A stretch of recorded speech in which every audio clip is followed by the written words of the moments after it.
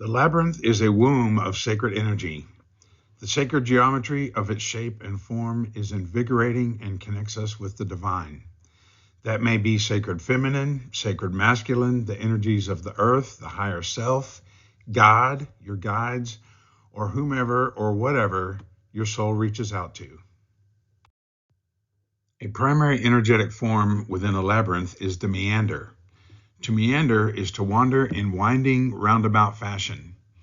Even though these Greek meanders are made with right angles, they still represent the waveform. In nature, the conscious interaction of a river with the land is called a meander. Here, the waveform is more apparent.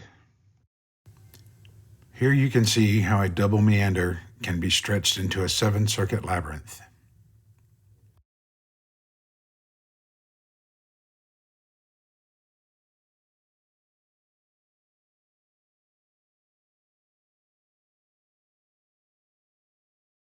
Another energetic form of the labyrinth is the spiral.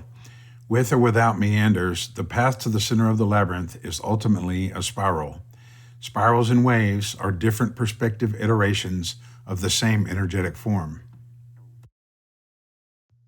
The reason for explaining the connection of spiral and meander to the waveform is that the waveform is the primordial energetic signature of wisdom. Dragons and serpents are connected to wisdom because they are iterations of the waveform. The serpent of wisdom does not actually refer to a literal serpent, but the waveform itself, because the waveform is the energetic form of wisdom consciousness. Any connection we make to the waveform is a connection to wisdom. Creating these forms in the labyrinth makes the labyrinth a portal to wisdom. Every scientist who looks deeply into the universe, and every mystic who looks deeply within the self, eventually comes face to face with the same thing: the primordial spiral. I think that all labyrinths really are partaking of the spiral archetype. We want to look back at our primal mind. What really grabbed people's attention thousands and thousands of years ago and still does? You know, it's kind of the fact that we are born and we're going to die. And I think the spiral has been a basic symbol. I think it's archetypal because it represents both evolution and involution. It represents being born. The labyrinth gives birth to us. And so when we walk into a labyrinth, it's sort of our death. We're walking back to our source. Referring to the labyrinth as a proxy cosmos is a brilliant summation of its energetic and spiritual power. I hope this video inspires you to become a labyrinth and explore the cosmology of the labyrinth. Next are clips of Robert Ferre talking about the sacred geometry of the labyrinth and Richard Feather Anderson talking about the life-giving force of the labyrinth. The sacred geometry says that you take sort of undifferentiated energy, and by forming it in certain patterns, you get material creation, you get things, you know, that you can see and touch and feel. So it organizes energy in a way that becomes useful to us. And the labyrinth does the same thing. It's always been an amazement to me to go out into a park where there was nothing, to put a labyrinth there.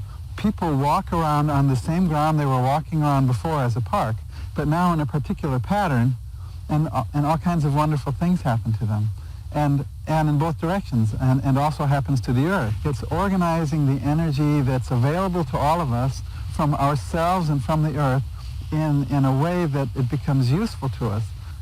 Another one of the very common experiences that people report walking the labyrinths is that they come out much more alive. And I started looking at the pattern that the people were creating when they were walking the labyrinth. And those patterns turn out to be the same patterns that are in nature that allows life to do everything that it does to create, sustain, and support life. And some of those patterns are even visible when you look at the labyrinths, because all the labyrinths are based on a meander pattern. And when you walk the labyrinth, you're going clockwise, and then you go around a corner and you go counterclockwise, and you go back and forth, clockwise, counterclockwise, left and right turns. It's a basic meander pattern, just like you find in rivers.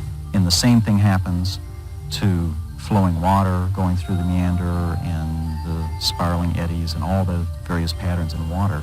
Those are credited with filtering, oxygenating, purifying, and recharging the water so that it's really living water.